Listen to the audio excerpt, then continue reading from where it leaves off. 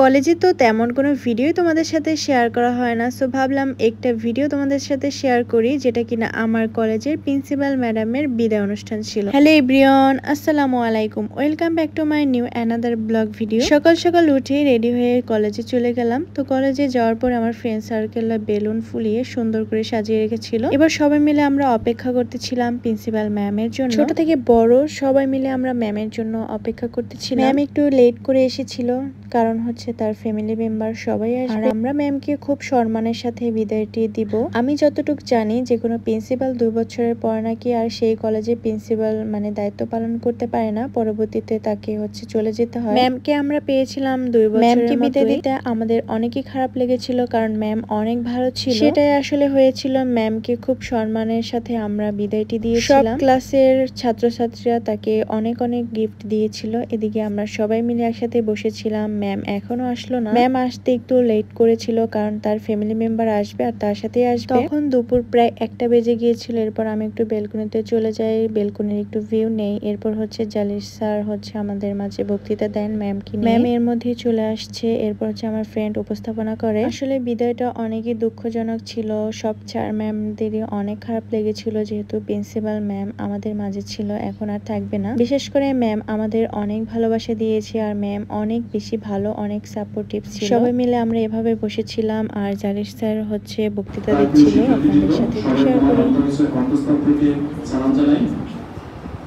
আজকে আমরা জানি যে আজকে আমাদের সেই প্রিয় মোসাম্মদ আনোয়ারা বেগম ম্যাডাম, তার আমরা আজকে হচ্ছে বিদায় সম্বর্ধনা। আসলে ম্যাডামের সাথে আমার কিছু স্মৃতিচারণ আমি করতে চাই। সেটা হচ্ছে ম্যাডামকে প্রথম আমার যেদিন দেখা, সেটা হচ্ছে 2016 সালের জানুয়ারি মাসে বরিশাল নার্সিং কলেজে থাকাকালীন। ম্যাডামই মূলত আমার নার্সিং এর চলে যাওয়া নিয়ে রাজশ্রী ম্যাম একটি সুন্দর কবিতা শুনিয়েছিল। চলে যাওয়া মানে প্রস্থান নয়, বিচ্ছেদ নয়। চলে যাওয়া মানে নয় বন্ধন ছিন্ন করা আর্দ্র রজনী। চলে গেলে আমারও অধিক কিছু থেকে যাবে আমার না থাকা জন্য। জানি চরম সত্যের কাছে মাথা নত হয় সবাই। জীবন সুন্দর, আকাশ বাতাস পাহাড় সমুদ্র সবুজ বনানী ঘেরা প্রকৃতি সুন্দর। তবু আজীবন কি বেঁচে থাকা যায়? বিদায়ের সেদিনায় বাজে নিয়ে যাবার পালকি এসে দাঁড়ায় দুয়ারে। সুন্দর পৃথিবী ছেড়ে এই যে বেঁচেছিলাম, দীর্ঘশ্বাস নিয়ে যেতে হয় সবাইকে। অজানা গন্তব্যে হঠাৎ ডেকে ওঠার নাম না জানা পাখি। অজান্তায় চমকে ওঠে, জীবন ফুরল নাকি? এমনই করে সবাই যাবে, যেতে হবে। ম্যাম ভালো থাকবেন, যেখানে থাকবেন সুস্থ থাকবেন, এবং আমাদের জন্য আশীর্বাদ করবেন যেন আমরা ভালো একটা জায়গায় প্রতিষ্ঠিত হতে পারি এবং আপনার আদর্শে সারা জীবন এভাবে অনুপ্রাণিত হয়ে চলতে পারি। ধন্যবাদ সবাইকে।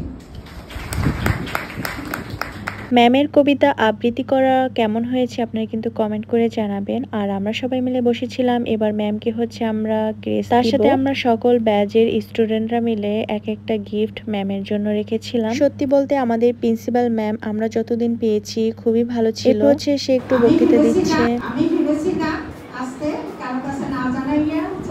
আমাদের আয়োজন দেখে ম্যাম খুবই সারপ্রাইজ হয়েছিল, আর সে আলহামদুলিল্লাহ অনেক বেশি খুশি হয়েছে। আর আমরা তাকে সম্মানের সাথে বিদায় দিতে পেরেছি, এটার জন্য আলহামদুলিল্লাহ। সবাই তার জন্য দোয়া করবেন, সে যেন যেখানেই থাকে ভালো থাকে। সবাই ভালো থাকবেন, সুস্থ থাকবেন। দেখা হচ্ছে নেক্সট ভিডিওতে। আল্লাহ হাফেজ।